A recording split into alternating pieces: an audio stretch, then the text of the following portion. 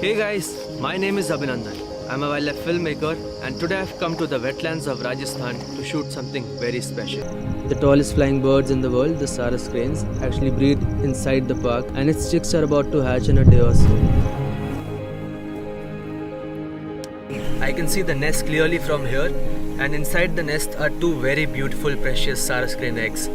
The eggs can hatch anytime and I'm super excited. Oh shit.